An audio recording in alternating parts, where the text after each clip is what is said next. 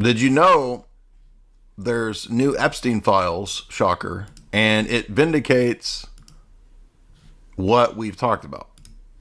The file leak that just happened from Ehud Barak, the ex-prime minister of Israel, one of Epstein's very good buddies, thousands of his emails were leaked online. And like alternative sources are talking about it, but the mainstream media, totally silent. Radio silence. And I have spent the last, I don't even know how long, just going down the rabbit hole. And I'm about to take you with me. This is just the start. This is just preliminary reporting. There's a lot of files, and just figuring out how to even analyze them has been a whole process. But through that process, working with my buddy over here on one screen and the reports on the other screen, and getting AI involved to write code that would scrape and then combine and then analyze. By the end of this, we're going to get to how they were surveilling the Hillary Clinton campaign. Oh yeah.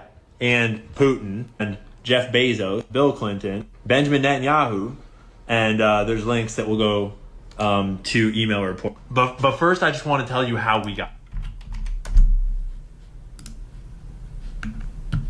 here. Because when you actually download the leaked emails, they come from 2 different emails. But when you go into those emails, there is just this whole mess of folders. And in each one, there's more folders with different things. And each of these files is an individual email, right? But we're talking like 50,000 emails or more, each individual files in. Oh yeah, but I mean, Epstein sending 50,000 emails to Ehud Barak. That's just because they were hanging out doing science.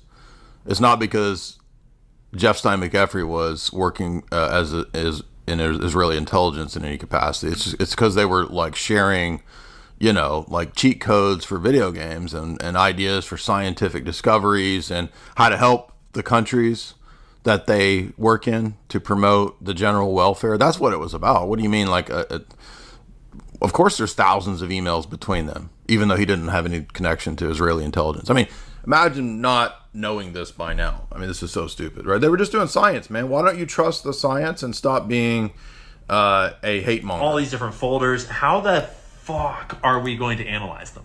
So lately, I've been playing. But what's to analyze? Because it's not. There's no connection other than just being friends, sharing science. They're science friends. Why would you think there's anything other than being a science friend? Fucking science, bro. We're just studying earthworms and shit, man. We're trying to get to the bottom of how to heal cancer, dude. Jamie? Yeah. Could you make me an espresso? We're working together with Jeff Stein McEfrey and Ehud Barak on healing cancer and saving the world. Why would you try to stop us? Huh?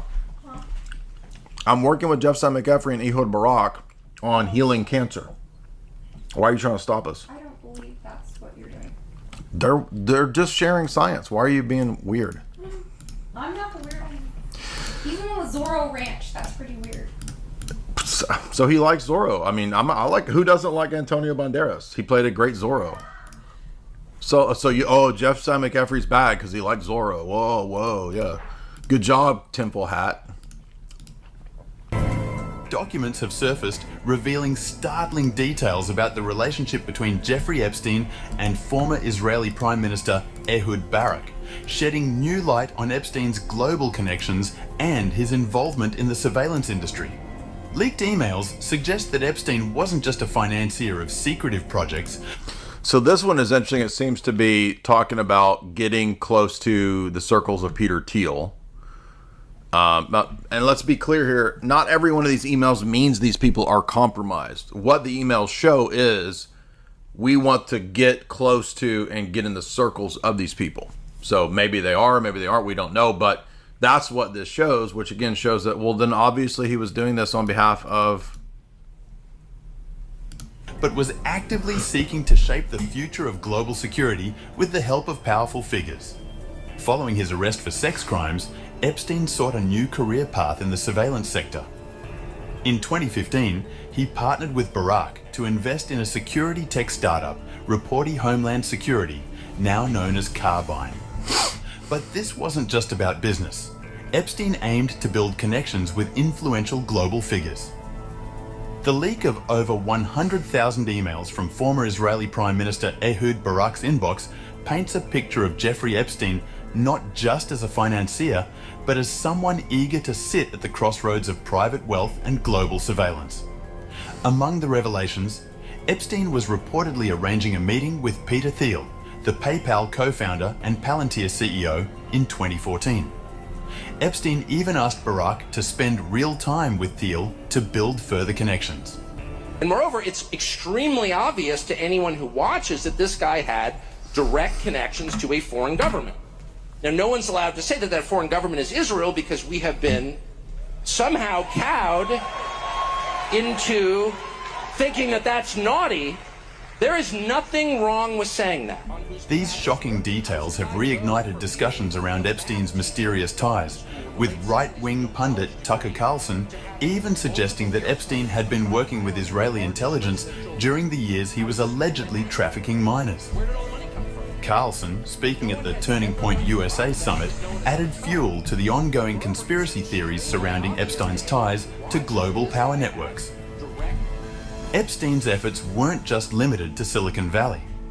In 2015, he introduced Barak to Russian business elites connected to Vladimir Putin's circle.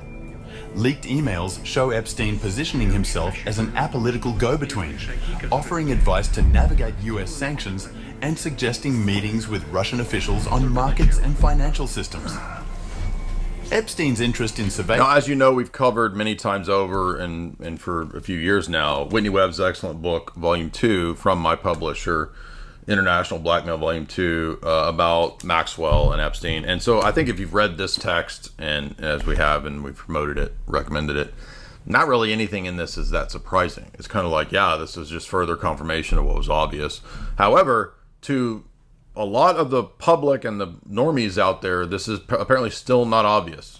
So it's like, man, you guys need to get with the picture, dude. Like, this is obvious and well known now. Surveillance technology was more than just financial. He was deeply involved in tech discussions, asking Barak about emerging... I mean, this is not anything revelatory. I'm not saying the emails aren't revelatory. I'm sure they will be. I'm saying this point, like, yeah, of course he was involved in all these tech transhumanist ventures. There's whole chapters in Whitney Webb's book on that.